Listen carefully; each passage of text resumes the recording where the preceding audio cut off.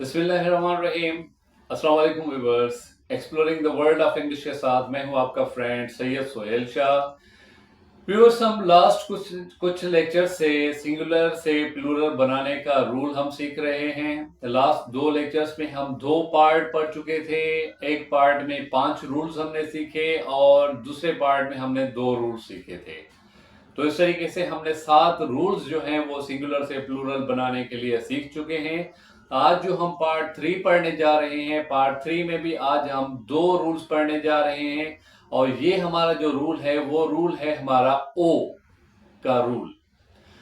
Viewers, आपको पता है कि हमें जो कुछ सिंगुलर नाउन्स ऐसे मिलते हैं कि जिसके आखिर में ओ होता है, लेकिन उसका प्लूरल बनाने के लिए हम ई एस को ऐड करते हैं।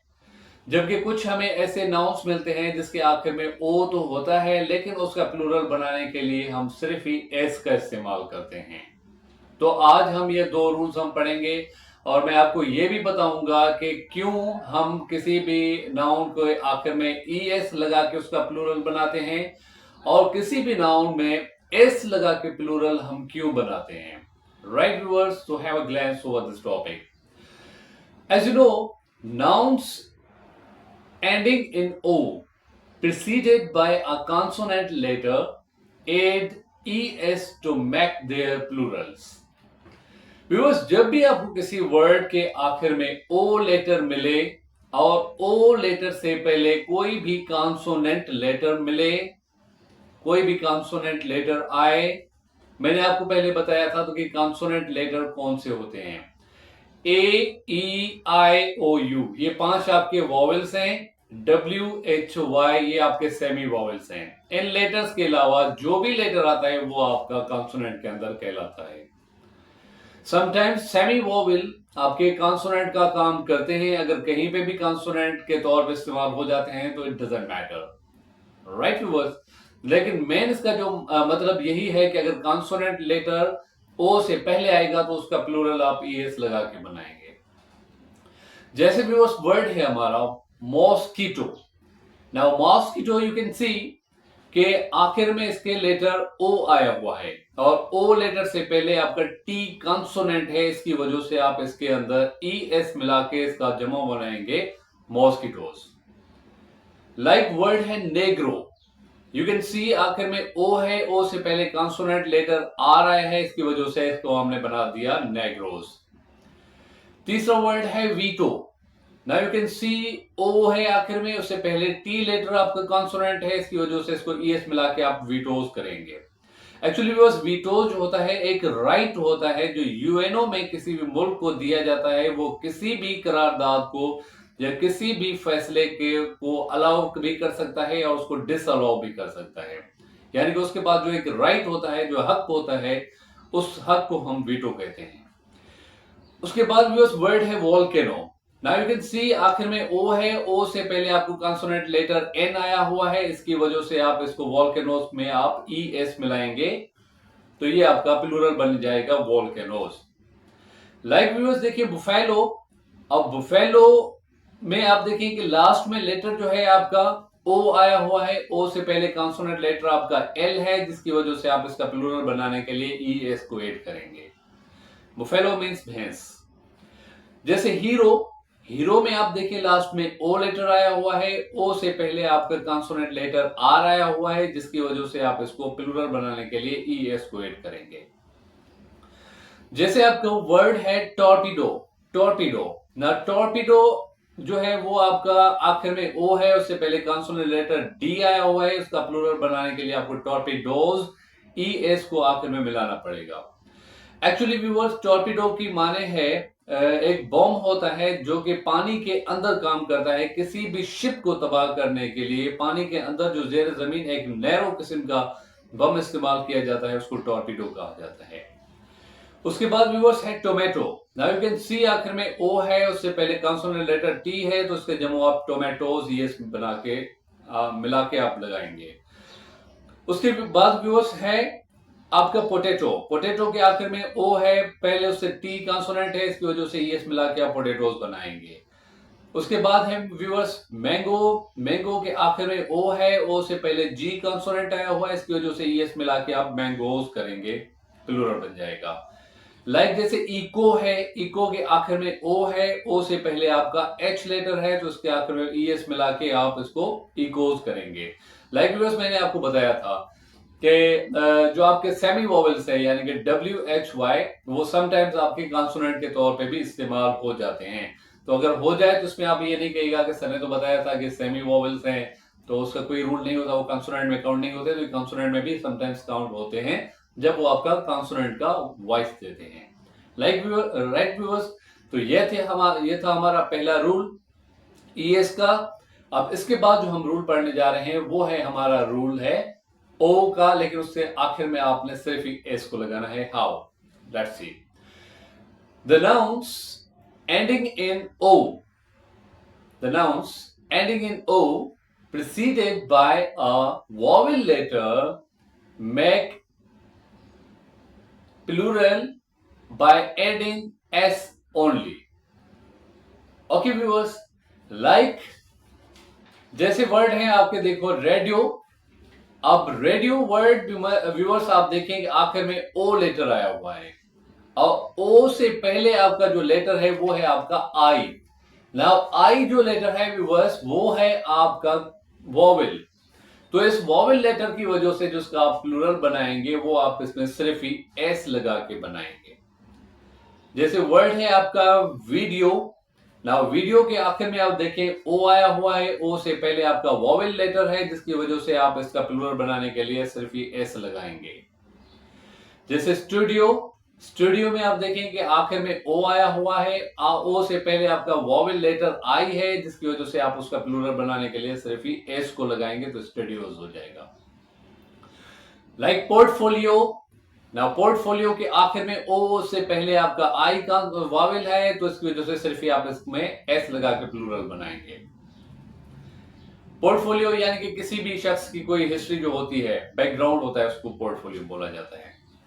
लाइक जू, now you can C last में आपका लेटर ओ है और ओ से पहले फिर ओ वावेल आया हुआ है जिसकी वजह से आप इसका प्लूरल बनाएंगे एस लगा के, जूस हो जाएगा, आप इसमें एस ही ऐड करेंगे। Like viewers cameo, now you can C cameo आखिर में ओ है, ओ से पहले वावेल लेटर आपका ई आया हुआ है जिसकी वजह से आप उसको एस मिला के उसका आप प्लूरल बनाएंगे, हो जाएगा कैमियोज। एक्चुअली व्यूअर्स कैमियोज जो होता है आपने देखा होगा कि किसी किसी फिल्म में किसी मशहूर एक्टर का एक थोड़ा सा छोटा सा रोल होता है, एक पार्ट होता है, तो उस छोटे से उस रोल उस पार्ट को हम कैमियो बोलते हैं इंग्लिश के अंदर। ओके, तो जैसे पैशियो, PATIO पैशियो, आप पैशियो इसको दोनों साउंड्स में आप इसको कह सकते हैं।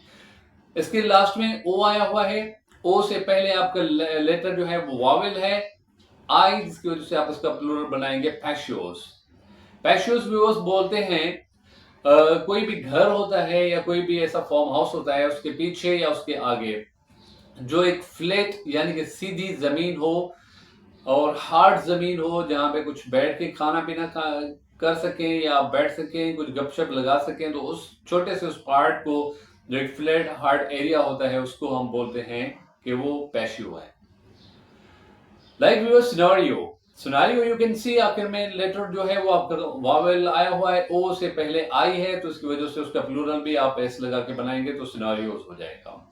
लाइक एम्ब्रियो, एम्ब्रियो के आखिर में आप देखें कि ओ आया हुआ है, ओ से पहले जो है आपका लेटर वाई आया हुआ है। Actually viewers now you can सी जहां पे जो वाई लेटर है वो आपका सेमी वावेल के तौर पे काम कर रहा है। ओके, तो WHY मैंने आपको बताया था सेमी वावेल है, तो यहाँ पे वाई जो है आपका वो सेमी वावेल के तौर पे काम कर रहा है जिसको हम वावेल में ही काउंट कर रहे हैं, इस वजह से हम इसके आखिर में एस को ऐड कर रहे हैं, तो ये हमारा एम्ब्रियोज हो जाएगा। एक्चुअली व्यूअर्स एम्ब्रियो जो होता है वो जो पेट के अंदर मदर को जो बच्चा होता है उसको एम्ब्रियो बोला जाता है।